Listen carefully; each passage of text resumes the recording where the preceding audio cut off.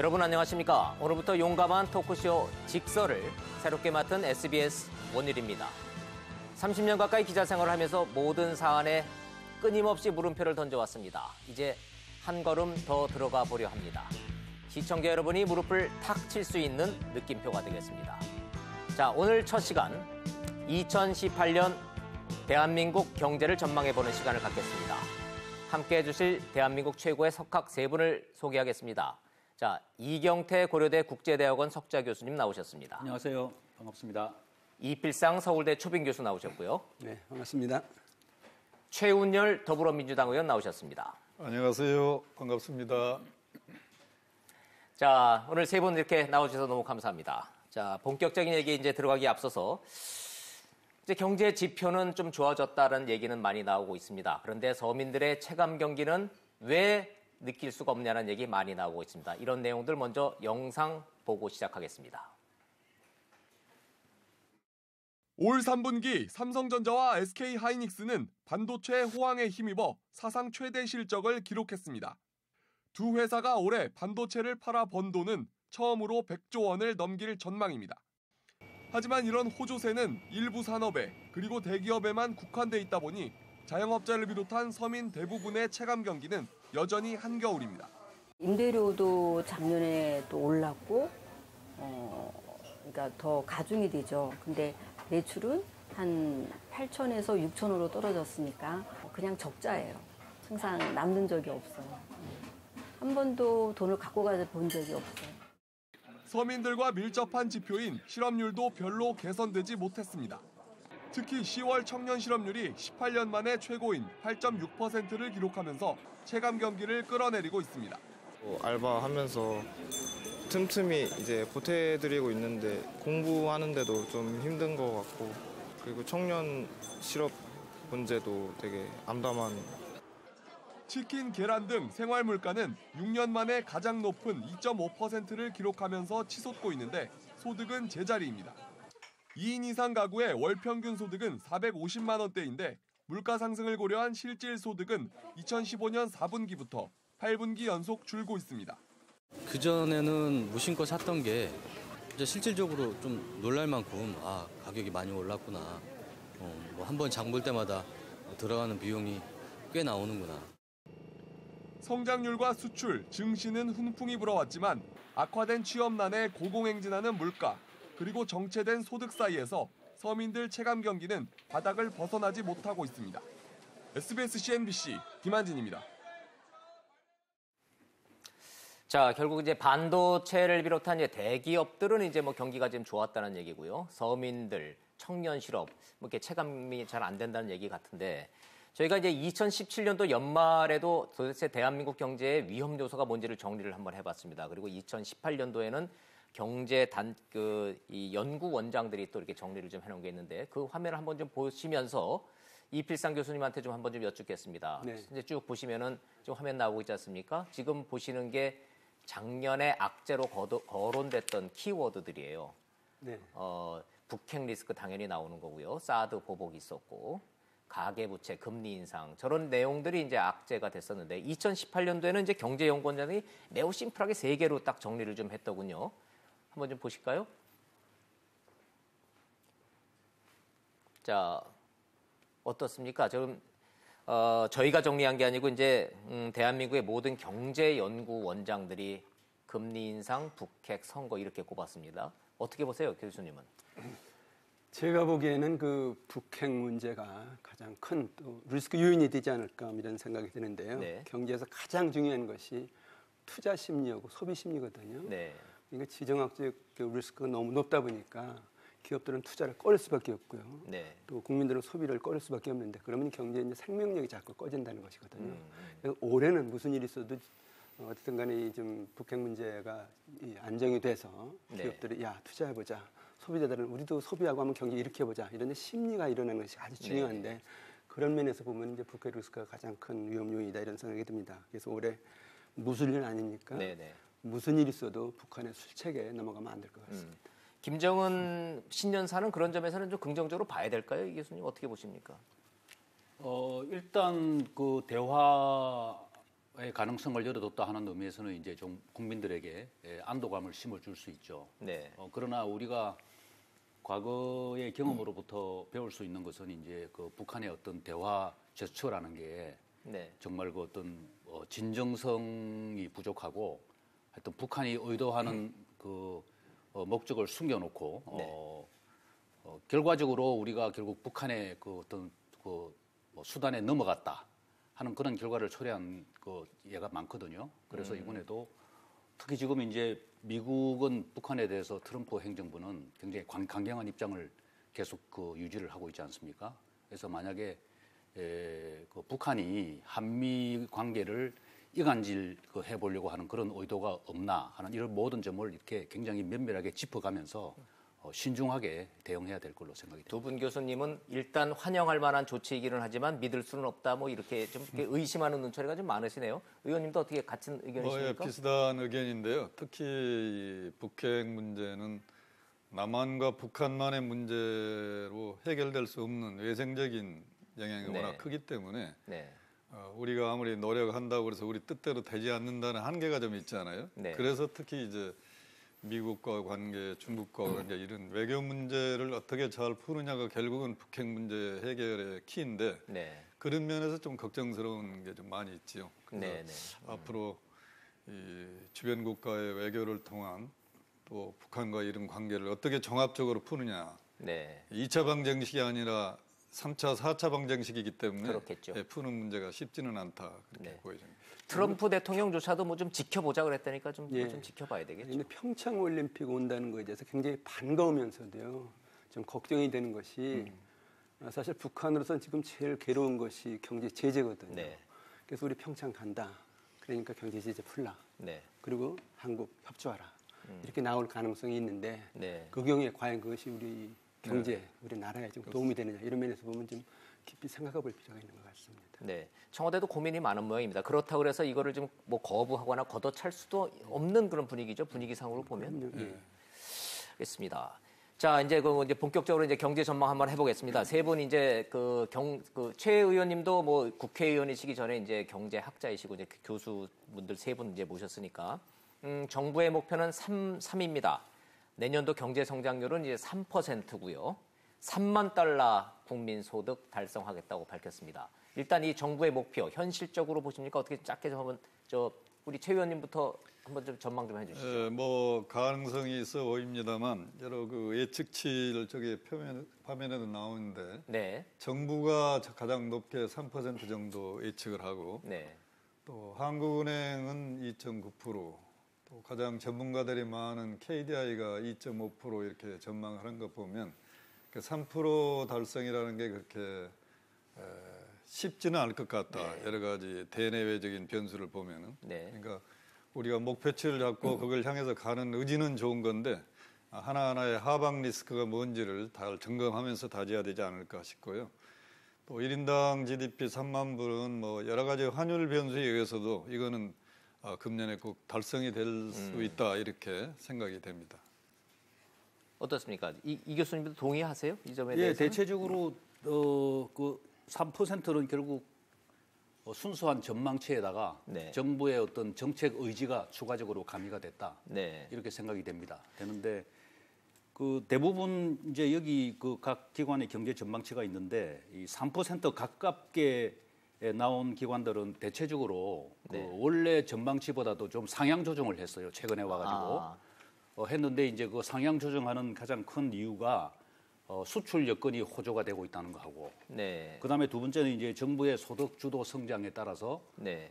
국민들의 어떤 그 주머니 사정이 좀 여유가 생길 것이다, 그 소비가 늘어날 것이다. 네. 그 두 가지 요인 때문에 좀 상향 조정을 했으니까 아마 내년도에 3% 달성 여부는 수출의 호조가 계속이 될 것이냐 하는 문제가 네네. 하나 있고, 두 번째는 이제 과연 그 국민들의 주머니 사정이 좀 넉넉해져가지고 이제 조금 전에도 그 서민 생활이 어렵다는 거 쭉 나오지 않았습니까? 네네.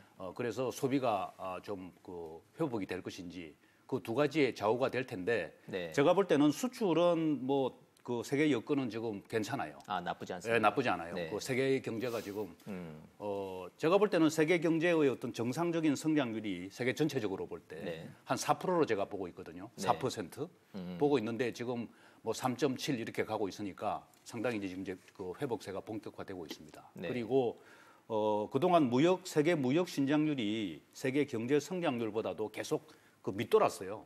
그런데 이제 작년부터 그게 상회하기 시작했거든요. 네. 그래서 이제 무역도 좀 회복이 되고 있으니까 대외 여건은 좋습니다.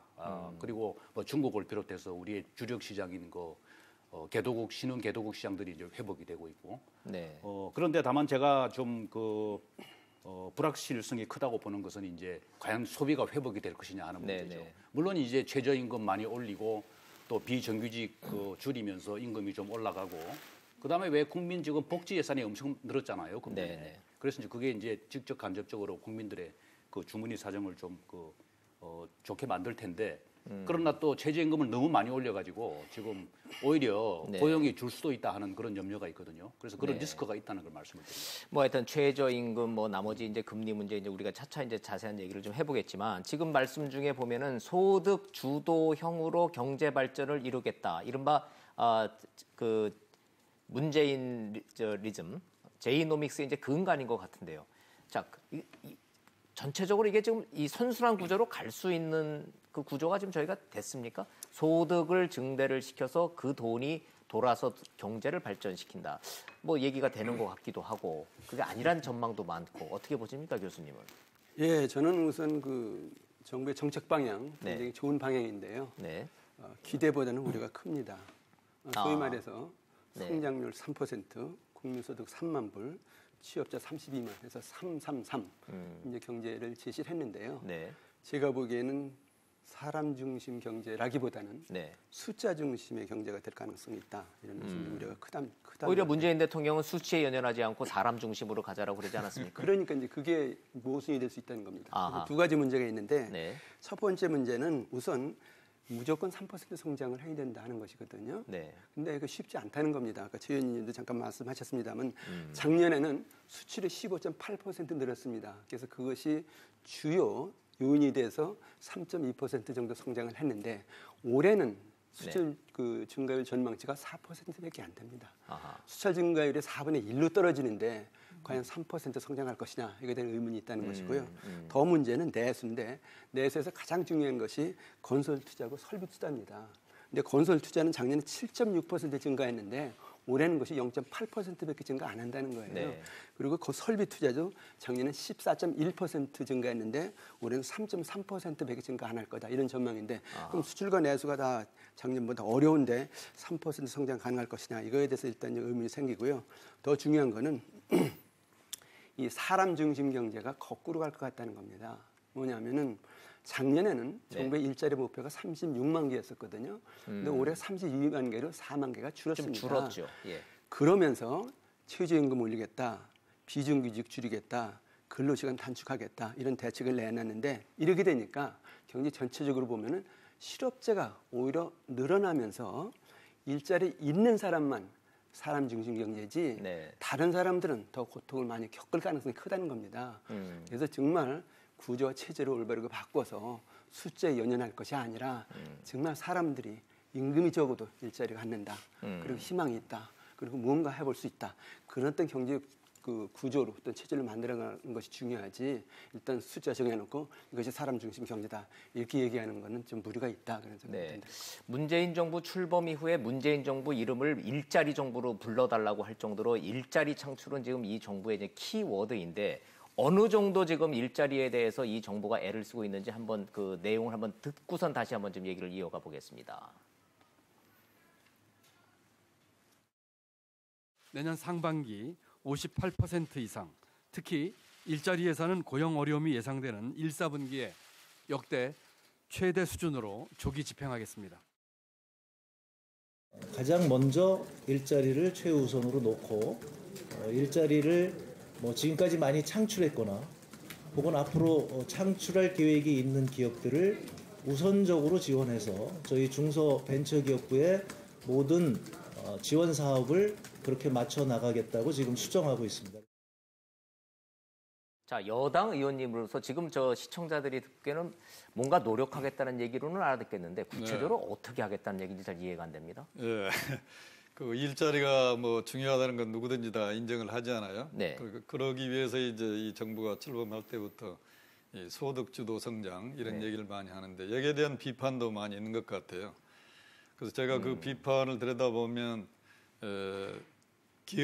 경제라는 게 네. 수요가 있고 공급이 있는데 공급을 제대로 활성화시키지 않고 어떻게 경제가 제대로 되겠느냐. 이게 이제 주류 경제학자들 비판 같아요. 네. 저도 뭐 거기에 이런 부분적으로 동의합니다만 경제는 수요와 공급의 두 바퀴가 균형을 이루어야 제대로 성장 발전하지 않겠어요? 네, 네. 그런 차원에서 보면 우리나라는 수요의 바퀴가 지금 망가졌다. 네. 그 수요의 바퀴를 정상적으로 회복하지 않으면은 경제는 계속 지속 가능하지 못하다. 그런 차원에서 보면 소득주도 성장이라는 게 나는 필요하다고 보여지는데요. 네.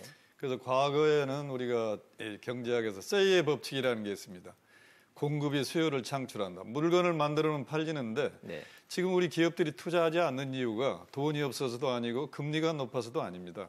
만드는 물건이 소비가 안 되기 때문에 팔리지가 않아서 투자를 못하는 거거든요. 네. 그래서 저는 역으로 요즘 이제 역세의 법칙을 얘기합니다. 네. 이 수요를 창출하지 않으면 공급 자체가 일어날 수 없다. 네. 그래서 이 수요라는 바퀴를 정상화하는 과정에서 소득주도 성장이라는 명칭이 좀 사용되는데 이거는 이제 뭐 세계적으로 보편화되는 용어는 아니고 OECD나 IMF에서는 주로 이 포용적 성장이라는 얘기를 많이 합니다. 그래서 그런 보편적 용어로 좀 바꾸어서 앞으로 얘기하면 더 좋을 것 같고요. 그 이제 소득주도 성장의 키가 바로 일자리입니다. 네. 지금 왜 소비가 안 살아나느냐? 지금 일자리다운 일자리가 없잖아요. 지금 전체 근로자 1,960만 명 중에서 월 한 150만 원 정도 남짓 받는 비정규직이 거의 700만 명에 가깝고 네. 또 대학을 졸업하고 3년 내지 4년 동안 일자리를 못 구하는 학생들이 한 120~30명이 됩니다. 이런 문제가 해결되지 않고는 궁극적으로 이 소비가 살아날 수 없기 때문에 어떻게 하든 간에 일자리 문제를 어떻게 해결할 거냐 이게 키인데요. 이게 이제 방법론에서는 또 여러 가지가 많이 있기 때문에 나중에 또 두고두고 더 얘기를 해보도록 하죠. 여당 의원님이시니까 청와대 그 전광판에 지금 상황판에 일자리 상황판 아직도 걸려 있죠. 저는 뭐 가보지 않아서 잘 모르겠습니다만요. 과거 MB 정부 때 네. 물가 상황판을 걸어놓은 적이 있습니다. 네, 네, 그랬죠. 과거 70년대 네. 우리 경제 운영할 때는 상황판 걸어놓고 매일 숫자를 체크하면 네. 그 움직일 수 있었는데 지금은 그런 경제가 아닙니다.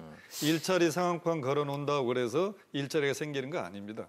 그러니까 실질적으로 일자리를 만드는 근본적인 원인이 뭔가를 잘 분석해서 대응을 해야지.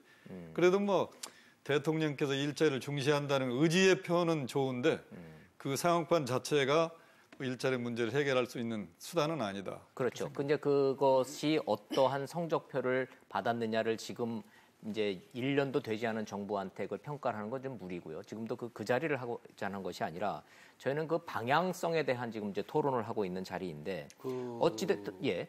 정부가 공공 일자리를 늘리고 비정규직을 없애면서 소득을 늘려서 마중물 역할을 하겠다고 하는 이 방향성에 대해서는 이 학자로서 어떻게 평가를 하십니까? 그 소득 주도 성장을 처음에 이제 한국 경제 성장 패러다임을 바꾸겠다. 그렇죠. 이렇게 설명을 했어요. 네. 그러니까 한국 경제가 그동안 수출과 투자 주도로 성장을 해왔는데 네. 이제 그게 저 한계에 부딪히고 또 수출과 투자 대기업 중심의 성장을 해도 일반 서민들에게 낙수 효과가 않는다. 없으니까 패러다임을 바꿔서 소득 주도 성장으로 가겠다. 네. 조금 전에 말씀하신 대로 그 소득이 늘어나면 소비가 늘어나고 이제 수요가 늘어나니까 성장이 선순환이 되겠다는 얘기입니다. 네. 그런데 당초에 정부의 소득 주도 성장의 주된 내용은 소득을 늘리는 방법에 있어서 어떤 민간의 투자를 통해서 일자리를 만들어내는 것보다는 조금 전에 말씀하신 대로 공공부문의 일자리 만들어내고 그다음에 이제 비정규직 정규직화하고 그다음에 또 최저임금 올리고 네. 그다음에 또 사회복지 지출 늘리고 또 통신비도 인하하고 뭐 주거비용 인하해가지고 국민들의 실질 그 소비 여력을 늘리겠다. 네. 그게 주안점이 두어졌어요. 그런데 이제 이게 엄청 비판에 부딪히고 물론 이제 국민들의 소득을 늘리고 소비를 늘리는 건 좋지만 네. 그게 과연 성장 전략이 될 수 있냐 이거죠.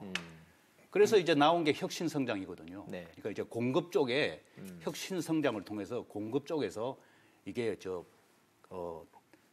같이 해줘야 이게 정말 효과가 있는 거고 일자리가 생기는 거다. 근데 그 혁신이 뭡니까? 뭐를 구체적으로 혁신이라고 지금 얘기하고 있는 그 거예요? 혁신은 뭐 결국은 이제 그 모든 걸 이노베이션 하자는 거죠. 그러니까 네. 기술 개발을 통해서 생산성을 높이고 더 고부가가치 쪽으로 가고 뭐 4차 산업혁명을 우리가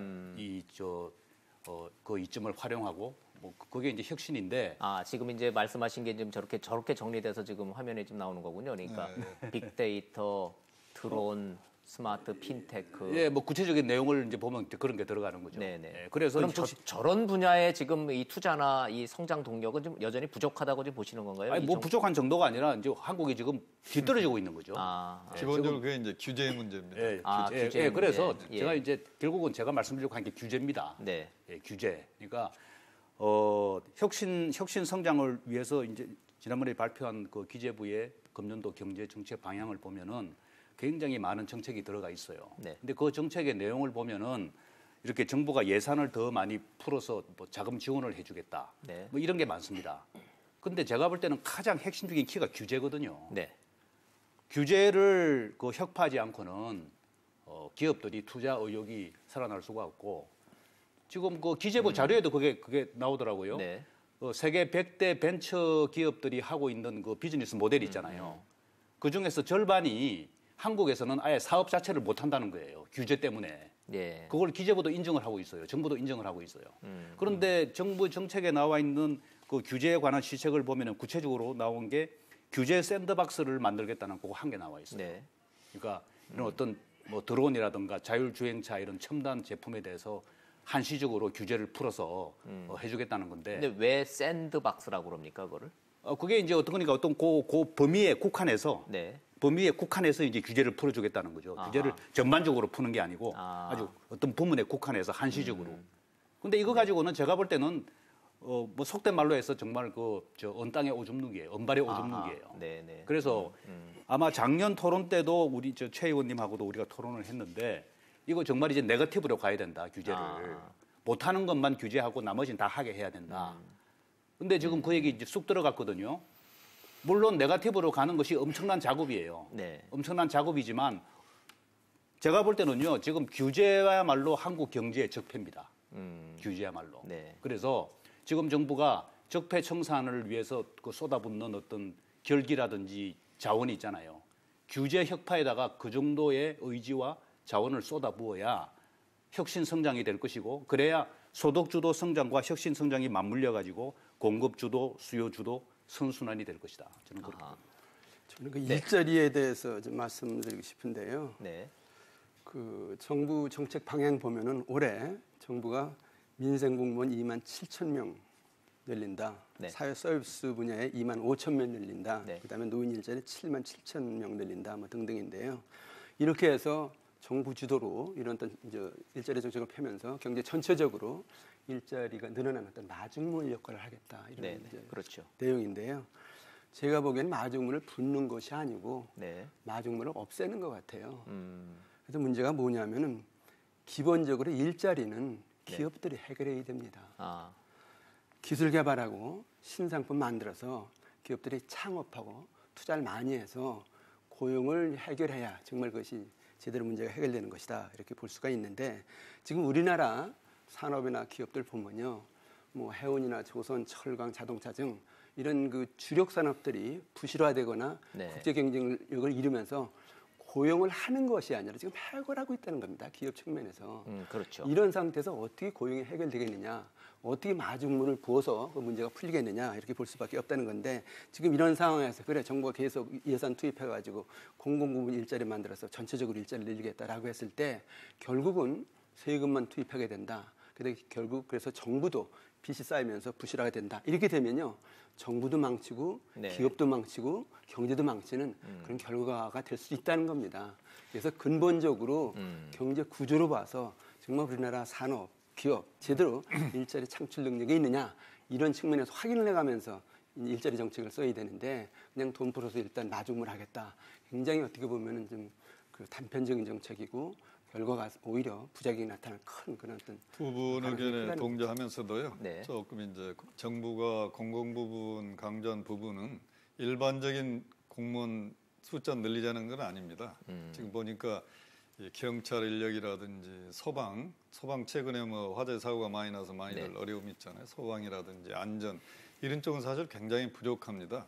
자, 그런 쪽 부분에 공공 부분의 일자리를 늘리는 거고 일반 그 공무원의 경우는 우리가 한번 근본적으로 진단을 한번 해봐야 될 것 같아요. 전체적으로 공무원 숫자가 맞는지 적은지. 그래서 거기에 따라서 뭐 지나치게 많다. 우리 주변에 보면 뭐 위성 공무원들도 꽤 많잖아요. 돌아다니면서 월급만 받고 하는 등. 그렇습니다. 그런 걸 국민들이 보시기 때문에 공무원 숫자가 너무 많다. 또 우리가 동사무소에 가면은 그렇게 바쁘지도 않은 그 직원들이 굉장히 많이 있습니다. 그래서 그런 걸 전체적으로 한번 우리가 진단을 해서 정말로 필요한 부분에 일자리가 가도록 하는 게 정부도 궁극적으로 이 공공 부분 일자리고 실질적으로 우리 일자리 90% 이상은 민간 부분에서 만들어지기 때문에 민간 부분에서 적극적으로 일자리를 만들지 않으면 일자리 만드는 건 구호일 뿐입니다. 그렇죠. 그래서 그 부분에 이제 아까 우리 이경태 박사님 지적하신 대로 이제 규제의 문제인데요. 규제가 적폐다. 저도 부분적으로 동의합니다만 왜 그러면 규제 완화를 이렇게 이 정부 여당이 쉽게 못하느냐. 또 들여다보면 또 부분적으로 일리가 있어요. 우리나라는 지금 굉장히 그 양극화가 심화되지 않습니까? 대기업 대 중소기업의 양극화, 재벌 대 비재벌의 양극화, 정규직 대 비정규직의 양극화. 그래서 만약에 지금 일부에서 얘기한 대로 규제를 그냥 자유롭게 풀어버리면 그분들의 걱정은 뭐냐? 재벌 구도가 더 강화될 수 있다. 그래서 이거가 강화되지 않도록 하기 위해서는 어떤 재벌의 경영 투명성 장치를 어떻게 더 확대할 거냐. 또 재벌의 지배 구조를 어떻게 제대로 만들 거냐. 그것이 만들어진다는 담보가 되면 여기도 아마 우리도 이제 정권을 잡았으니까 5년간 무한 책임을 져야 되잖아요. 우리가 일자리 만들지 않으면 누가 만들겠습니까? 그런데 풀어놓으면 여기에 문제가 더 심해질 수 있다는 위험이 있기 때문에 그러기 전에 그래서 저희들이 작년에 상법 개정이라든지 공정거래법 개정안을 통해서 이런 것만 좀 야당이라든지 재계에서 수용을 하면 과감하게 규제는 풀 수 있을 것 같아요. 규제 뭐 샌드박스는 좀 약하다. 그럼 규제 프리존법 지금 나와 있는 대로 또 뭐 서비스 발전법 이런 걸 우리가 전향적으로 풀어야 장기적으로 일자리가 생기기 때문에 아마 그래서 제가 평소에 주장하길 규제 빅딜을 하자고 주장하는 건데요. 재계나 야당은 이걸 좀 수용하고 그다음에 정부 여당은 이걸 수용해서 정말 경제를 한번 살려봐야지 이대로 가면 아무것도 안 된다. 그런 걱정은 굉장히 많습니다. 일자리를 정부 주도로 공공 부분만 늘려서 젊은이들의 꿈이 공무원 되는 게 꿈인 세상은 이거는 정답이 아니다라는 얘기를 이제 공통적으로들 하는 것 같아요. 그러나 규제 철폐를 하면은 그 과실이 결국 다 대기업한테만 간다는 그 두려움. 이 양자의 선택의 사이에서 정부가 고민하고 있는 지금 것 같습니다. 정부가 그 점을 염려할 수 있습니다. 할 수 있는데 저는 정말 지금 정부가 좌파 정부잖아요. 심플하게 말하면 좌파 정부잖아요. 이건 뭐 나보다 좋다 얘기가 아니에요. 좌파라기보다는 이제 진보적 성향이 강한 정부가 진보 정부, 좌파 정부인데 좌파 우파라는 거는 이제 너무 이념적인 이제 대립 구도인 것이고. 그래서 그 분배 정책에 더 정책 역점을 두고 또 복지 확충에 역점을 두는 거 저는 충분히 있을 수 있다고 봅니다. 그런데 이 정부가 성공하기 위해서는 하여튼 혁신 성장을 내걸었으니까 혁신 성장에 성공을 해야 돼요. 그래야 분배도 계속 더 개선될 수 있고 그러니까 분배 정책을 통해서 그러니까 최 의원님 말씀대로 규제 철폐를 했더니 그 이익이 대기업에 간다. 그 자체는 이게 더 양극화를 심화시키는 거예요. 그러면은 세금을 더 걷어서 대기업이 더 발전하고 대기업의 이윤이 더 늘어나면 세금 더 걷을 수 있는 거예요. 세금을 더 걷어서 복지 더 하면 되는 겁니다. 지금 이렇게 지구상에서 성장 정책과 복지 정책을 양쪽을 두 마리 토끼를 다 잡는 국가들이 대표적으로 북구 국가들이거든요. 스웨덴을 비롯해가지고 북구 국가들 보면은 아주 친기업 정책을 펴요. 기업 좋게 만들어주고 거기서 파이 키워가지고 세금 걷어서 복지하는 겁니다. 그런데 복지만 하는 국가들은 대표적으로 중남미 국가들 중에 몇 나라 있잖아요. 복지만 하는 국가들은 결국 결과가 다 망했어요. 그래서 지금 정부는 규제 철폐의 이익이 대기업한테만 간다 하는 걸 두려워하지 말고 네. 결국 그 이익이 국민들에게 가도록 제도를 만들어 주면 되는 거예요. 그래서 저는 정말 그 말씀을 드리고 싶습니다. 네. 그 혁신성장에 대해서도 좀 한 의견이 하나 있는데 뭐냐면은 이 혁신성장은 소득 주도 성장의 전제 조건이다 저는 그렇게 말씀드리고 싶습니다. 그러니까 최 의원님께서 수요의 바퀴가 무너졌다 이렇게 말씀하셨는데요. 공급의 바퀴는 아예 사라졌다는 겁니다. 공급 측면에서 일자리를 만들고 소득을 창출할 수 있는 그런 장치가 있어야 그다음에 뭐 소득이 생기니까 그걸 가지고 주도 성장을 할 게 아니냐는 얘기죠. 그러니까 소득 창출에 지금 근원이 무너지고 있는데 소득 주도 성장 먼저 내세우니까 혼란이 있다는 것이거든요. 그러니까 혁신 성장 이왕 내걸었으니까 먼저 하라는 겁니다. 그래서 공급 측면에서 그래 우리 산업 발전한다, 기업 일어선다, 일자리 창출 능력 있다. 이쯤 되고 나서 그래 뭐 최저임금을 올린다든가 비정규직을 없앤다든가 또는 근로시간을 단축한다든가 이런 정책이 아주 좋다는 겁니다. 그래서 이 혁신성장 중요하니까 그다음에 전제 조건이니까 미리 빨리 제대로 추진해라 이런 얘기인데 이거에 관련해서 정부가 그 3대 혁신 정책이라는 걸 내놨어요. 산업혁신, 기업혁신, 지역혁신 이런 건데 산업혁신은 뭐 4차 산업 그 혁명 차원에서 뭐 스마트 시티라든가 또는 자율자동차라든가 등등 5대 신사업 프로젝트를 집중적으로 추진하겠다. 그다음에 기업혁신은 뭐 중견기업을 지금 34개 정도 되는데 80개 정도로 2022년까지 늘리고 30만 개 일자리를 만들겠다. 그런 것이고요. 그다음에 이제 지역혁신은 혁신 도시 중심으로 혁신 클러스터를 만들겠다. 이런 건데 이게 과연 될 거냐에 대해서는 상당히 지금 의문이 많다는 겁니다. 지금 혁신성장의 핵심적인 것이 뭐냐면요. 이거 벤처기업들의 경쟁력입니다. 그렇죠. 대기업이 아니지 않습니까? 예. 근데 최근에 그 벤처기업들 경쟁력에 대한 이제 분석이 나오는데 현대경제연구원에서 이런 분석을 내놨어요. 그 벤처기업 중에서 야, 우리 회사 기술이 국내 최고다. 이렇게 답변한 벤처기업이 몇 퍼센트 되는가 봤더니 2012년에는 11.1%였는데 2016년 작년에는 것이 0.7%로 거의 없어졌습니다. 10군데에서 한 군데도 안 되는구만요. 예. 그다음에 더 중요한 거는 이게 벤처 산업이라는 것이 국제 경쟁력이 있어야 되는 거 아닙니까? 그렇죠. 다른 나라를 이겨야 되는데 그래 벤처 기업들 당신네들 기술 어떠냐 그랬더니 자기네 회사 기술이 세계 제일인 그런 기술이다 이렇게 답한 그 벤처 기업들이 2012년에는 4.2%였거든요. 근데 2016년에는 하나도 없어요. 근데 이거 가지고 어떻게 혁신 성장을 하겠느냐 이런 면에서 본다면은 문제부터 제대로 파악하라. 그래서 어떻게 하면은 우리가 정말 새로운 기술, 새로운 산업 이런 거 일으키면서 저변에서 혁신 성장할 수 있는 그런 체제를 갖출 것이냐 이런 면에서 먼저 고민을 해야지 뭐 3대 혁신 전략 이렇게 그냥 겉으로만 내세우면은 이거 그냥 말잔치로 끝내는 것이 아니냐. 2011년에는 뭐 11점 몇 프로가 세계 제1의 기술이었는데 지금 와서는 0점 몇 프로밖에 안 된다는 게 있잖아요.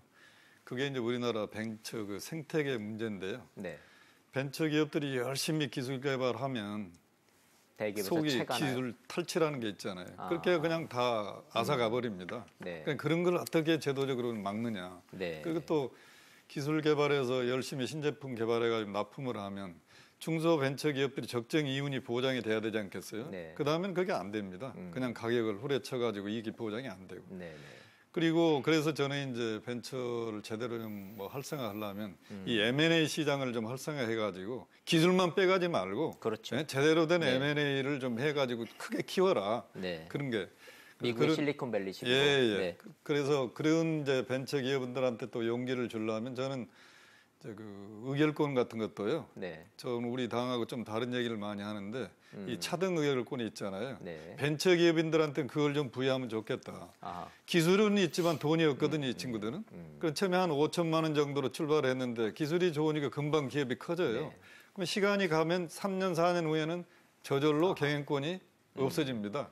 그래서 이런 걸 막기 위해서 창업자한테는 일정 규모 커질 때까지는 뭐 한 30%, 40%의 의결권을 뭐 보장을 해준다든지 이런 어떤 제도적인 장치 또 우수한 사람들 인재가 몰려올 때 스탁옵션 제도를 더욱더 보완한다든지 이런 게 좀 갖추어져야 우리나라 벤처 생태계가 살아나지 않을까. 돈은 없지만 그 기술을 자본으로 인정해주는 그런 제도적 맞습니다. 장치가 필요하다는 말씀이시네요. 외국에 보면 구글이라든지 다 그렇습니다. 미국에서는 하고 있죠. 구글의 창업자는요.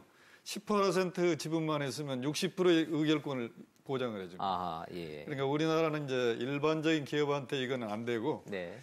벤처 창업인들한테만이라도 이 제도를 좀 도입을 하면은 네. 벤처가 활성화되지 않을까 그런 생각입니다. 결국은 이 직원들의 숫자를 줄이려고 하는 대기업에서는 더 이상 일자리 창출이 더 힘든 것이고 공공 일자리 늘리는 거는 아까 말씀하신 대로 한계가 있는 것이고 일자리는 이렇게 벤처와 중소기업, 중견기업들이 늘려줘야 되는데 그다음 서비스 산업도 있고. 그렇죠. 그렇습니다. 서비스 산업부터 해서 결국은 그렇게 해야지 일자리가 는다는 데는 다들 이견들이 좀 없으신 것 같습니다. 네. 자, 좀 주제를 좀 넘어가면 우리만 잘한다고 지금 내수와 이 혁신만 한다고 되는 게 아니라 결국은 대한민국의 이 위치상 수출이 살아야지 우리는 이 경제가 산다라는 데도 이견이 있을 수가 없는데 결국은 이제 FTA 재협상, 한미 FTA 재협상 이제 시작하지 않습니까? 1월 5일부터니까 이제 이번 주에 곧 시작하는 건데 제가 통계를 보면은 G2 이른바 미국과 중국에 대한 수출 비중이 점점 떨어지고 있는 것 같습니다. 한번 저 자료도 저희가 좀 준비를 좀 해봤는데 그거 38.5%에서 작년에는 36%로 이게 떨어지는 추세도 이것도 반가운 소식은 아닌 거죠. 이 교수님도 바람직한 현상입니다 오히려. 오히려 그렇습니다. 좀 그렇게 봐야 다변화시켜야 되니까. 되기 때문에. G2라고 하면 이제 미국과 네. 중국인데 지금 사실 중국에 대한 의존도가 거의 뭐 25% 정도 되고 그랬죠. 예. 뭐 미국이 한 절반 정도 돼요. 네. 그러니까 중국에 대해서 과도한 지금 의존도를 보이고 있죠. 그리고 이게 지금 추세적으로 떨어지고 있다기보다는 이게 조금 이렇게 이제 뭐 해마다 등락을 이렇게 보이거든요. 네. 보이고 있습니다. 그래서 그 팩트를 말씀을 드립니다. 예. 근데 지금 뭐 38%에서 36% 줄었다. 그건 전혀 중요한 얘기는 아니고요. 네. 어떻든 간에 지금 세계 경제 구도가 G2에서 미국과 중국의 대결로 간다라고 봤을 때 지금 연초부터 한미 FTA 개정 협상 들어가잖아요. 네. 그다음에 한중 FTA도 추가 협상에 들어갑니다. 네. 그래서 이게 자칫하면 정말 큰 어떤 위험을 우리가 안을 수 있다는 얘기인데 제가 보기엔 지금 우리나라 무역 환경이 그 미국과 중국을 이제 놓고 봤을 때 두 마리 호랑이 협공을 받고 있는 그런 상태다. 저는 그렇게 보거든요. 근데 문제는 두 마리 호랑이가 다 양손에 무기를 가지고 있습니다. 네. 어떤 무기를 가지고 있냐면 한 손에는 보안 무기를 가지고 있고요. 한 손에는 경제 무기를 가지고 있다는 건데 미국 입장에서는 야, 너 이 북핵 문제 우리가 해결해 주겠다. 그러니까 너 한미 FTA에 양보하라. 네. 그런 얘기고요. 중국 입장에서는 3불 정책 있지 않습니까? 네. 사드 추가 배치하지 말아라. 뭐 BMD 체제에 편입하지 말아라. 한미일 군사동맹 하지 말아라. 네. 그거 하라. 만약 그거 안 하면은 사드 법을 계속한다. 그런 입장이거든요. 네. 그래서 지금 연초에 결국 이제 협상을 하게 되는데 만약에 지금 두 양대국의 인질로 잡혀가지고 그 무기의 그 겁을 먹어서 아무것도 못하면 진짜 큰일 난다는 얘기거든요.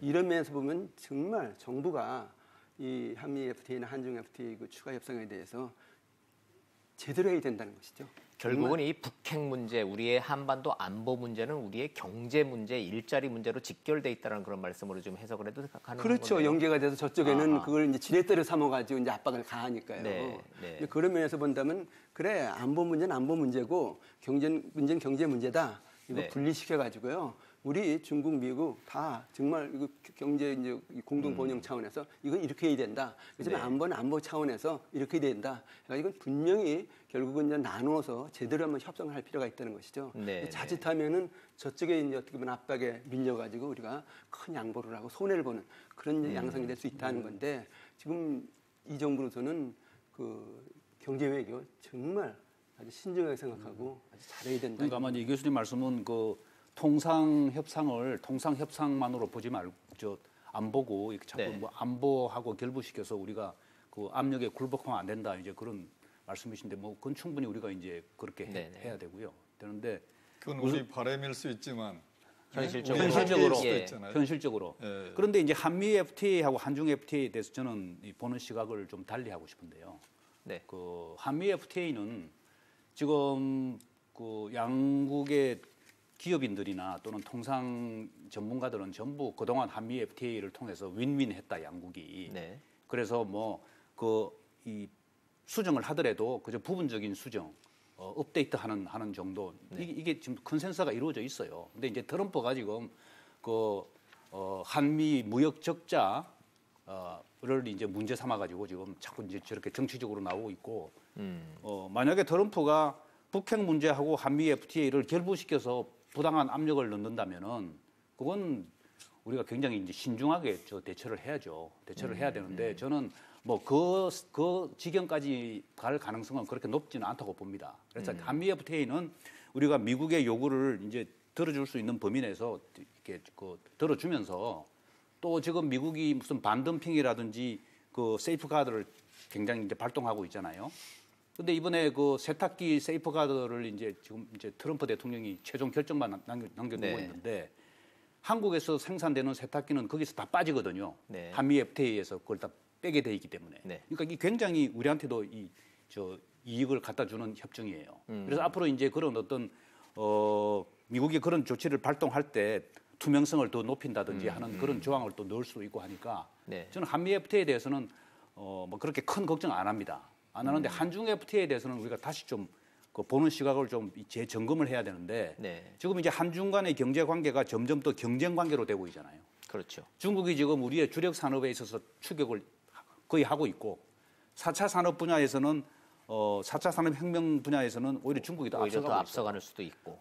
근데 중국은 이 자유무역협정이라는 게 무역을 하되 어떤 규칙과 규범을 만들어 놓고 거기에 따라서 하자는 거거든요. 자의적으로 정부 자의적으로 하지 말고. 그런데 중국은 이번에 사드 보복에서도 볼 수 있듯이 그냥 자기들 하고 싶으면 해버리는 거예요. 사실 한중 FTA에 보면은요. 예를 들어 이번에 롯데가 굉장한 피해를 봤잖아요. 그러면은 롯데가 중국 정부를 상대로 피해 보상을 제소를 할 수가 있어요. 그게 이제 그 국가 상대로 하는 투자자 제소 제도거든요. 그게 한중 FTA에 다 들어 있습니다. 그런데 우리 이번에 그거 하나도 활용을 못 하는 게 우선 아마 롯데로서는 이제 호환이 좀 두려울 수도 있고 중국 시장이 너무 크니까 우리 정부도 또 좀 소극적이고 그래서 만약에 한중 FTA를 더 업그레이드 해가지고 개방폭을 계속 늘리고 그렇게 해놓으면은 그 협정의 이익이 중국 쪽으로 많이 흘러갈 수 있다 이거죠. 우리는 시장을 다 열어주는데 중국은 그런 식으로 자꾸 정부가 간섭한다 이거예요. 그래서 한중 FTA는 굉장히 우리가 신중하게 검토를 해야 되고 또 협상력도 필요하다는 걸 좀 그런 것이 두려워서 문재인 대통령이 홀대론에도 불구하고 중국에 가서 그런 이 애로사항을 겪으면서도 어찌됐든 사드 보복은 좀 이렇게 봉합하고 돌아왔다 이렇게 좀 얘기를 하고 있는데 지금 그렇게들 안 버릇이는 것 같아요. 사드 경제 보복은 끝나지 않았다라고 지금 말씀하시는 걸로 들립니다. 아니 사드 문제를 중국이 아주 중요한 무기로 가지고 있는 것 같아요. 계속해서 더군다나 지금 이제 한중 FTA 추가 협상이 이제 시작이 되는데 당연히 그거 뭐 수단으로 이용할 겁니다. 그래서 자기네한테 유리한 그런 협정 만들려고 하지. 그거 지금 내던지고 그래 문재인 대통령 왔다 다 풀어주자 그런 중국의 태도 같지는 결코 않습니다. 결국은 이제 자국 이해 관계에 따라서 결정되지 않겠어요? 그렇죠. 트럼프 대통령이 중국에 대한 무역 보복 관세 같은 거 언급하니까 시진핑 주석이 뭐라고 그랬습니까? 지금처럼 자유무역주의 시대에 맞지 않는다. 그래놓고 나서 자기 나라에서는 한국에 대해서는 또 사드 보복하고 그렇기 때문에 뭐 원칙이 통하지가 않은 것 같습니다. 그래서 결국은 이제 힘의 문제고 우리도 어떻게 하든지 국력을 좀 잘 키워서 이런 서러움을 벗어나는 길밖에 없는데 그렇습니다. 그렇지 않고서야 뭐 아까 왜 소득 3만 불 얘기 나왔잖아요. 그 얘기를 못 했는데 이거 이제 지금 연초고 하니까 좀 희망적인 얘기도 좀 하고 싶거든요. 우리가 계속 문제만 해주시죠. 제기하는 것보다는 3만 불 간다는 건 기분 좋은 소식이긴 합니다. 소득 3만 불과 인구 5천만 되는 국가가 지금 6개 나라밖에 없어요. 그러니까 G7 국가 중에서 카나다는 거기서 빠지거든요. 인구가 5천만 안 되기 때문에. 우리가 7번째입니다. 그러니까 경제력만 따지고 보면은 한국이 G7이 되는 거예요. 근데 우리 국민들 저를 포함해서 저도 이 보고 깜짝 놀랐는데 한국은 아직도 아마 한국이 무슨 G7이야. 그러니까 G7이 되면은요. 국제 경제에서 굉장한 역할을 할 수가 있거든요. 근데 한국은 아직도 우리가 약소국 마인드를 못 벗어나고 있어요. 제가 볼 때는요. 한국이 뭘 해. 그냥 강대국이 하는 대로 쫓아가는 거지. 그다음에 또 우리 경제학에서 왜 그런 얘기 있잖아요. 스몰 오픈 이카노미인데 항상 하는 얘기가 코리아는 스몰 오픈 이코노미다 이거예요. 근데 어떻게 G7 국가가 스몰 오픈 이코노미입니까? 아니에요. 네. 그래서 우리가 이제 한국이 G7 국가가 됐구나 네. 하는 데 대해서 좀 자부심을 가지고 자신감을 가지고 네. 앞으로 뭐 대중 관계라든지 대미 관계라든지 이런 데 있어 가지고도 우리가 정말 우리의 역할을 좀 할 수 있겠다. 해야 되겠다. 이제 그러려면 또 준비를 해야 될 거 아니겠어요. 그죠? 그 준비를 하는 과정에서 한국이 진정한 G7 국가로 가는 길을 우리가 걸어갈 수 있다고 보거든요. 네. 그래서 저는요. 정말 그 새해에 한국몽을 우리가 한번 꿔보자 이거예요. 아하, 중국몽만 우리 얘기할 게 아니고 한국몽. 네. 한국이 G7 국가가 지금 외형적으로 됐으니까 앞으로 진정한 G7 국가가 되기 위해서 한국이 한번 꿈을 꾸고 그 꿈을 한번 실현하기 위해서 우리가 한번 전 국민의 에너지를 모아서 한번 나가보자. 네. 뭐 이런 좀 미래지향적인 게 필요하다고 저는 봅니다. 네. 교수님 말씀 들으니까 기분도 좋아집니다. 하여튼. 이게 굉장히 좋은 얘기인데요. 예, 좋은 얘기긴 한데. 한국면 꼬이 됩니다. 근데 네. 우리가 왜 그 작은 경제로 계속 우리가 의식을 하고 있느냐? 경제 규모로 봐서는요. 네. 맞습니다. G7 맞아요. 근데 중요한 일반 국민들이 느끼는 것은 삶의 질이거든요. 네. 삶의 질이 G7이 아니라는 겁니다. 지금. 그게 이제 문제라는 거죠. 문제 높여야죠. 삶질 높여야죠. 우리가 꿈꾸려면은 높여야죠. 삶의 질을 높이는 그래서 국민들에게 이제 정말 G7답게 우리도 삶의 질이 높아진다. 그러니까 그것도 한국몽이에요. 그것도. 그러니까 희망이 있다. 그런 면에서 이제 정책을 좀 펼 필요가 있다는 얘기거든요. 네. 근데 그렇다면 삶의 질에서 가장 중요한 것이 뭐냐 하면은 역시 일자리죠. 누구나 일자리를 가져야 사람답게 살 수 있는 게 아닙니까? 네. 희망도 있는 거 아닙니까? 그다음 꿈도 꿀 수 있는 거 아닙니까? 그런 면에서 본다면은 그래 어떻게든 경제 구조 체제를 바꿔서 이제는 일자리 제대로 만들고 소득 제대로 분배해서 삶의 질 G7이 아니라 우리는 G2로 간다. 이쯤 국민들이 자신감을 갖게 해주는 것이 정부의 가장 중요한 책무가 아니냐는 네. 두 분 말씀에 전적으로 공감인데요. 네. 우리 양적인 지표로 보면 지금 얘기하신 대로 G7 국가고 뭐 세계 10위권 경제 국가고 그러잖아요. 네. 근데 질적인 지표로 들어가 보면 상당히 창피한 게 너무 많아요. 이게 매치가 안 돼서 국민들 피부로 못 느끼거든요. 네. 예를 들어서 네.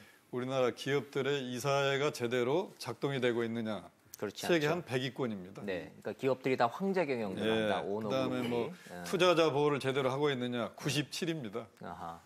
회계의 질이 제대로 갖춰졌느냐. 네. 회계 정보가. 네. 63개국 중에 63등입니다. 그러니까 이런 질적인 지표가 뒷받침이 안 되기 때문에 국민들이 느끼는 피부에 와닿는 어떤 G7 국가의 그 의미하고 겉으로 나타나는 의미가 다르거든요. 네. 그래서 이런 거를 우리가 좀 개혁을 통해서 양적인 지표에 버금가도록 좀 질적인 지표를 높여야 네. 국민들이 우리나라 이렇게 됐구나 하는 걸 느끼지 않겠어요? 아. 그래서 저는 이제 그런 차원에서도 좀 그런 그 기업 경영 투명성을 높이고 지배 구조를 개선하는 이런 개혁을 좀 해야 되는데 너무나 저항이 큽니다. 네. 지금 보면. 그래서 저 동감인데요. 그래서 우리가 이제 지금부터 우리나라를 G7 국가에 놓고 네. G7 국가하고 비교해서 네. 우리가 부족한 점이 뭔가 네. 그거 고쳐 나가고 우리가 내실이 있는 G7 국가가 되자.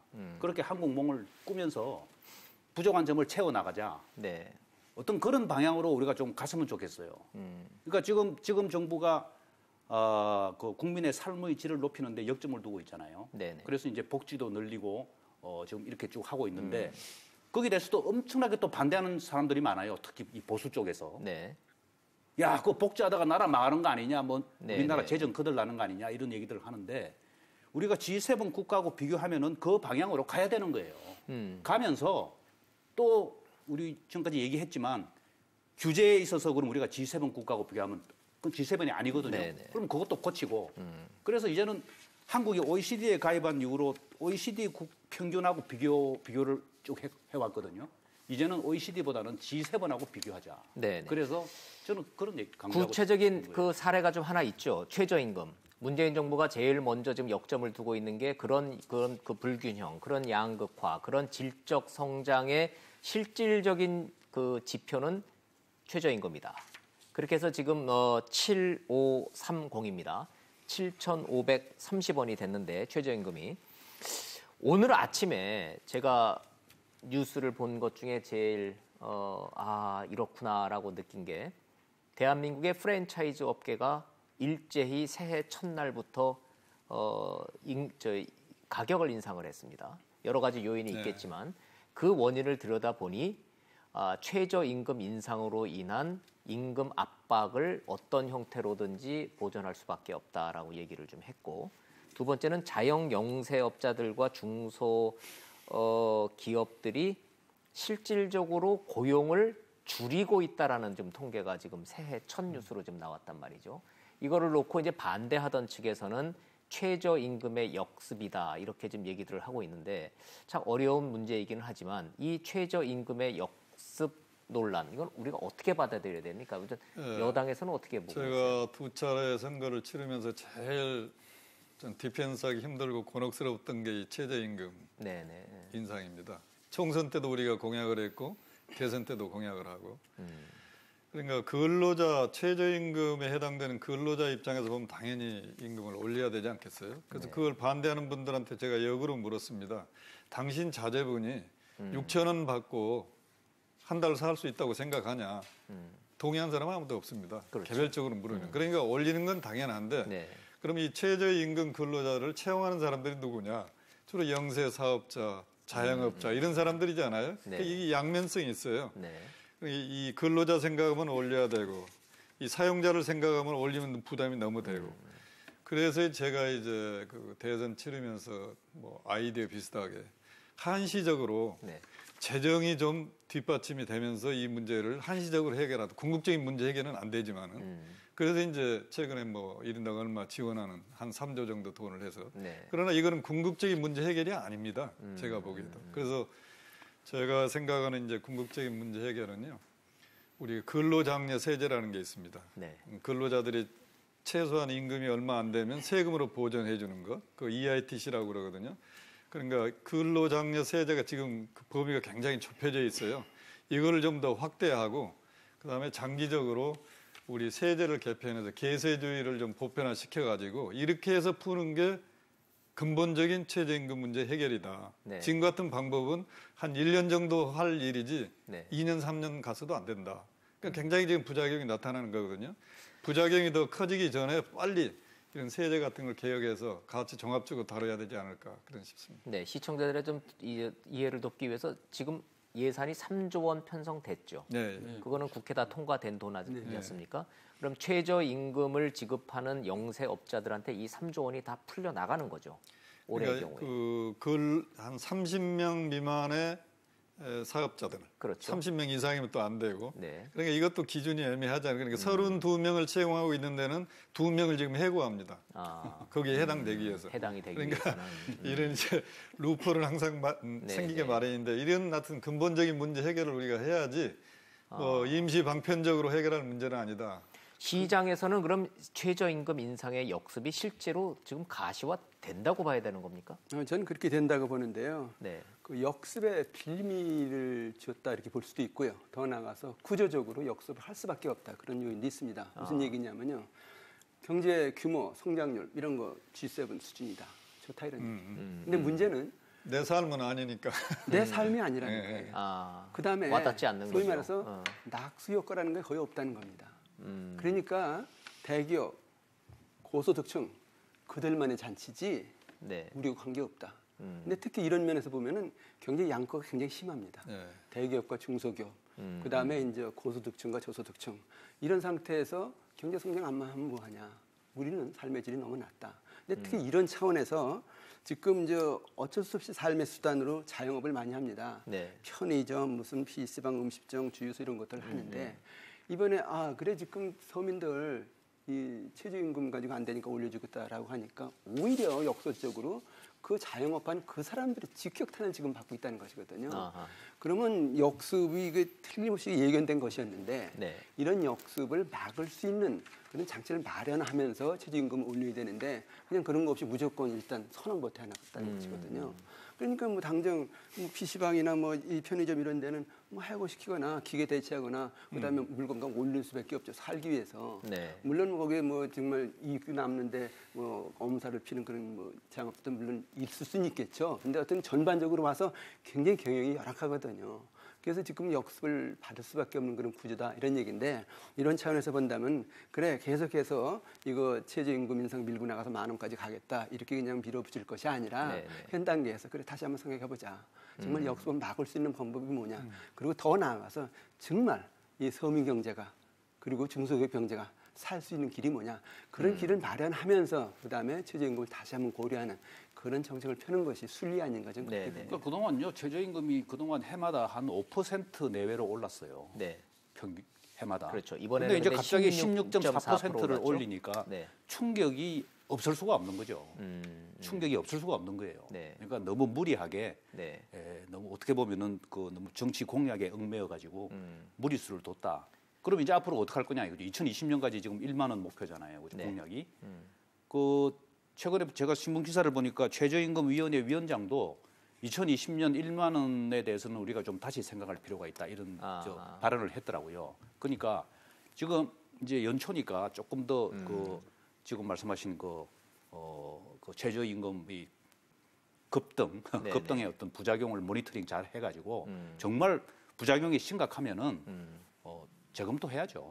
그럼 지금 교수님들은 최저임금 인상은 방향은 맞으나 속도가 너무 빠르다 너무 이렇게 지금 진단하고 계신 그렇게 정리해도 되겠습니까? 대비가 없다는 것이죠. 네. 아 대안이 없다. 예. 아하. 그리고 우리 경제 규모로 봐서 우리나라 비슷한 나라들에 비해서 너무나 빨리 올라가는 건 사실입니다. 빨리 올라가고. 아, 그러니까 그렇습니까? 감당하기가 어렵죠. 아 그럼 이 문재인 정부가 이 속도 조절을 할 수밖에 없는 상황으로 간다고 보시는 건가요? 네, 그리고 이제 조금 전에 말씀하셨다시피 한국 경제의 특징이요. 예. 그 영세 자영업자, 영세 소상공인이 굉장히 비중이 높아요.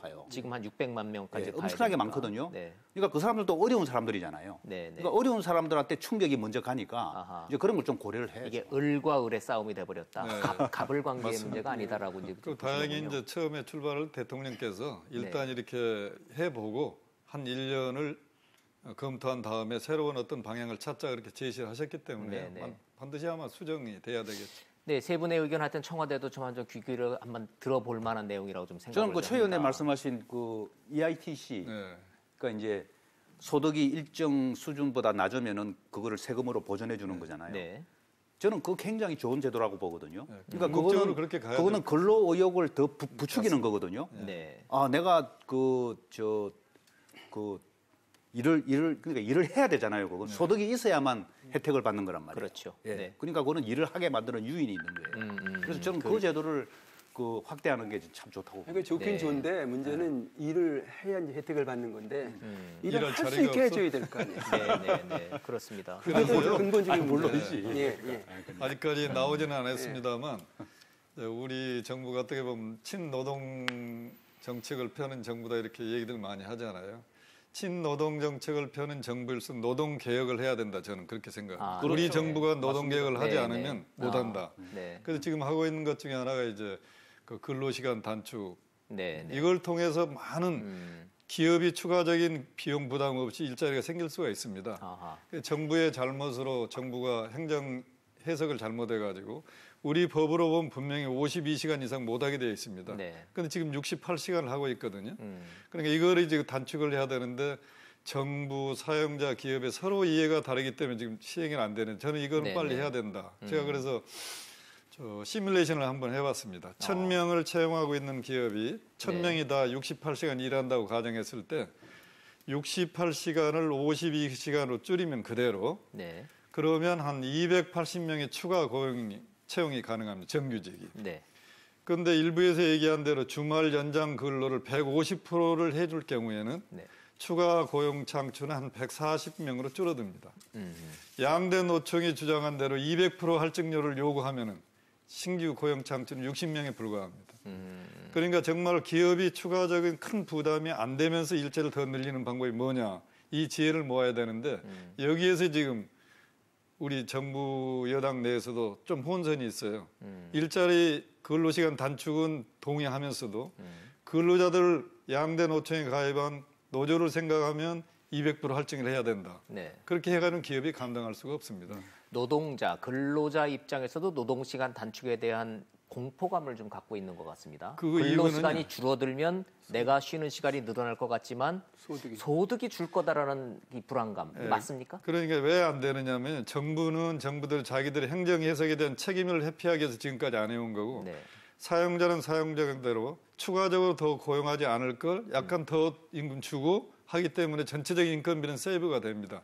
그래서 이용을 하는 거고 네. 근로자는 근로자들대로 더 많이 일해가지고 더 많은 소득이 있으니까 이제 하에 온 거고 그러거든요. 네. 근로자들이 시간만 되면 세계에서 일 제일 많이 한다고 얘기합니다. 네. 그럼 52시간을 줄여라. 그럼 왜 반대하느냐? 지금 현재 68시간 일한 소득이 줄지 않고 50시간을 줄여달라는 겁니다. 네, 네. 이거는 지속 가능하지도 못하고 기업이 감당할 수도 없습니다. 그러니까 근로자도 적정하게 어떤 희생을 해야지 이 일이 풀리지 그렇지 않으면 안 된다. 그 일을 나는 우리 정부가 해내야 된다고 생각합니다. 노사정 대타협이 가능한 소재입니까? 이 근로시간 단축? 근로시간 줄이고 소득도 따라서 주는 걸 근로자가 받아들이기가 참 쉽지가 않겠죠, 그죠? 네, 이 사회적 그걸, 합의가 이루어지겠느냐. 그걸 무슨 어떤 무슨 인센티브라든가 그러니까 이제 그냥 받아들여라 그게 될까요? 단순히 받아들이기는 안 되니까 이제 우리 저 당에서 제시한 게 그럼 주말 연장 근무에도 150% 정도 할증하자. 예, 그러면 이제 200%가 아니고 200%가 아니고 네, 네. 그 정도가 되면은 아까 말씀드린 대로 고용의 추가 창출이라는 게 한 140명에 그치는데 지금 양대 노총이 요구하는 게 200%를 달라는 겁니다. 네네. 그러면 52시간으로 줄여도 실질적으로는 4시간 주는 효과밖에 없습니다. 네네. 그러니까 이래가지고는 해결이 안 되죠. 결국은 이제 노조 입장에서는 현재 임금 수준 받고 있는 총액은 내려갈 수 없다. 그 전제하에가 이제 200%라는 수치로 나오고 그렇게 되면은 절대 저 근로시간 단축이 안 됩니다. 그렇습니다. 일자리도 추가적으로 창출이 안 돼요. 네. 마지막 미래지향적으로 그렇게 볼 필요는 있어요. 어떻든 간에 경제 성장하면서 임금 올라가잖아요. 네. 그래서 지금 임금 양극화가 굉장히 심합니다. 대기업 정규직 근로자하고 중소기업 비정규직 근로자하고는 거의 3분의 1도 안 될 정도거든요. 그러니까 이걸 해소해야 되는데 물론 벼랑간 이쪽 많이 받던 거 내놔라 이쪽 주겠다. 그건 상당히 어려울 거예요. 네네. 그래서 그런 것도 물론 노력을 해야 되지만은 장기적으로 봤을 때 경제 성장한다. 그리고 소득 올라간다. 임금 올라간다. 그렇지만은 지금까지 많이 받던 사람은 인상 안 하겠다. 네네. 그리고 이 덜 받는 사람들 인상률을 굉장히 높이겠다. 그러면서 근로시간 단축하겠다. 이렇게 좀 경제가 받아들일 수 있는 그런 이제 장기적인 어떤 큰 그림을 가지고 추진하면은 네. 이제 대타협이 가능하지 않을까 이런 생각이 들어요. 누군가의 희생과 양보를 지금 받아내야 되는 이슈는 항상 이게 타협이 쉽지가 않죠. 경험적으로 놓고 보면. 그렇죠. 네. 그러니까요. 이걸 좀 이제 지금 당장 내 소득이 줄어드니까 이거 안 되겠다. 네. 근데 그거 너 받아들여라. 사실 그거 쉽지가 않거든요. 안 되죠. 근데 지금 말씀대로 한 앞으로 몇 년 기간을 두고 그러니까 앞으로 당신 월급이 근로시간 단축하면서도 앞으로 당신 월급이 해마다 얼마 이렇게 올라갈 거니까 네. 결국은 소득이 줄어드는 게 없다. 네. 어떤 그런 걸 이제 그렇게 되려고 그러면 이제 또 기업이 이윤을 많이 남기고 월급 많이 올려줄 수 있는 여력이 생겨야 되겠죠. 네. 그죠? 그 정부가 또 규제 풀어줘야 되고. 근데 이런 거 종합적인 패키지를 가지고 협상할 수 있지 않을까 네. 그런 생각이 듭니다. 이 역시 하여튼 서둘지 말고 속도에 대해서 정부가 신중하게 좀 접근해야 된다 그런 말로 좀 이해를 좀 해보겠습니다. 한 가지 더 짚어보지 않을 수가 없는 문제가 하나 좀 남아 있습니다. 금리 인상. 서민들한테는 이것처럼 또 공포스러운 게 지금 없는 상황이죠. 자, 이게 소비자 심리 지수가 지금 석 달 만에 꺾인 것도 지금 금리 인상 때문에 지금 그렇다는데, 금리 인상 어느 정도 되고 있는지 이제 곧 그래프가 나오겠지만 보여주시면요. 우리 최 의원님은 국회의원 하시기 전에 한국은행 금융통화위원회도 한번 해보지 않습니까? 네. 자, 이거 지금 금리 인상은 이제 계속 올라간다고 봐야 되는 거죠? 금리라는 건 뭐 경제 어떤 그 성적표 비슷합니다. 네. 그러니까 너무 높으냐 낮으냐 이렇게 얘기할 수는 없는 건데요. 문제는 아까 어느 분이 이제 우리 소규모 개방 경제에 더 이상 쓰지 말라고 하셨지만 그건 현실적으로 뭐 전체 규모 자체는 크지 않기 때문에 네. 제가 있어 보니까 소규모 개방 경제의 그 통화 정책의 한계를 많이 느낍니다. 사실은. 그래서 우리가 지금 완전히 우리는 수출에 절대적으로 의존한 경제 규모이기 때문에 대적인 변 환경에 우리가 동조화하지 않으면 굉장히 문제가 많이 생기거든요. 네. 그러니까 지금까지 한 2008년 이후에 세계 경제가 다 통화 완화 정책, 저금리 정책을 쓰다가 이게 더 이상 갈 수 없다는 한계에 지금 와 있습니다. 그러면 그러한 추세를 우리가 거역할 수 있겠느냐, 우리 경제로 봐서. 저는 그게 어렵다고 봅니다. 결국 미국이 금리를 올리면 우리도 올릴 수밖에 없다는 말씀인 거죠. 그렇지 않으면 곳곳에 이제 부작용이 나타나는데요. 우리나라에 들어와 있는 해외 자금의 유출이라든지 네. 또 환율의 문제라든지 이러기 때문에 저는 이제 가계부채만 생각하면은 1,400조니까 금리가 올라가면 엄청 부담일 거다. 네. 그럼 왜 1,400조까지 올라갔느냐? 1년이면 한 40조, 50조 올라가거든요. 네네. 그것도 원인을 분석해 보면 결국은 시중에 돈이 너무 많이 풀려 있고 금리가 낮아서 그렇게 올라가는 겁니다. 그러니까 이 원인 행위를 제거하지 않으면 가계부채는 더 높아질 겁니다. 네네. 그래서 장기적으로 봤을 때 가계부채 문제 해결을 위해서도 적정한 금리로 우리가 조정할 수밖에 없다. 저는 그런 생각이 듭니다.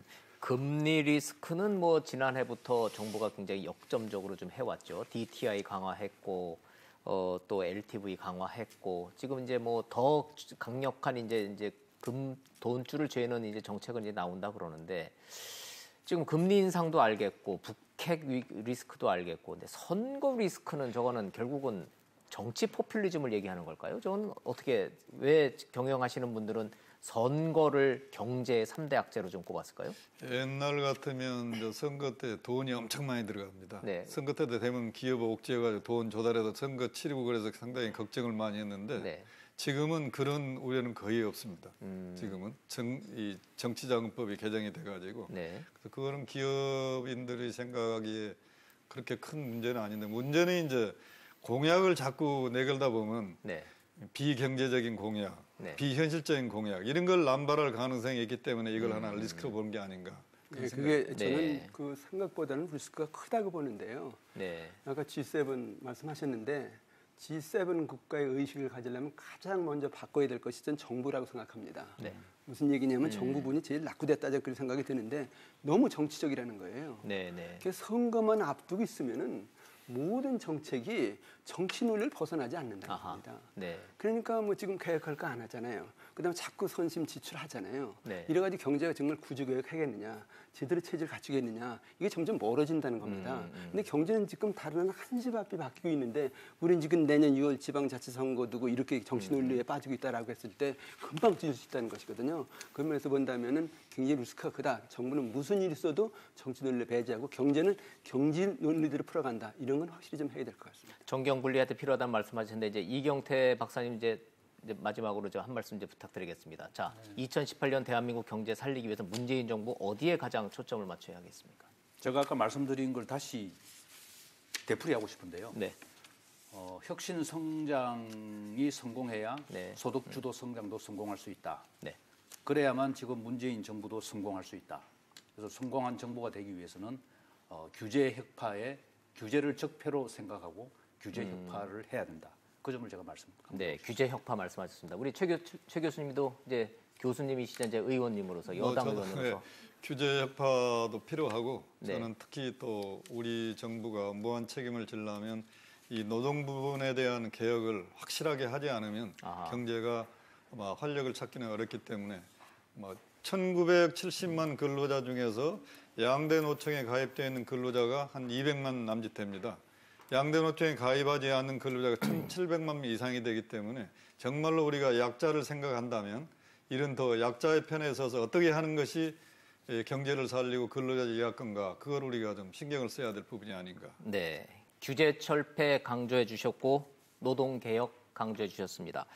자, 어느 세 분 말씀을 이제 오늘 듣다 보니 시간이 70분이 훌쩍 갔습니다. 자, 쉽지 않은 과제를 지금 문재인 정부가 안고 있구나 이런 거 느낄 수 있었습니다. 자, 뭐니 해도 2년차 정부의 성적표는 결국은 경제 성적표입니다. 자, 경제 성적표를 어떻게 받느냐에 따라서 문재인 정부 2년의 성적에 대한 국민들의 평가도 나올 것으로 봅니다. 자, 오늘 준비한 순서는 여기까지 마련하겠습니다. 자, 시청해 주셔서 진심으로 고맙습니다.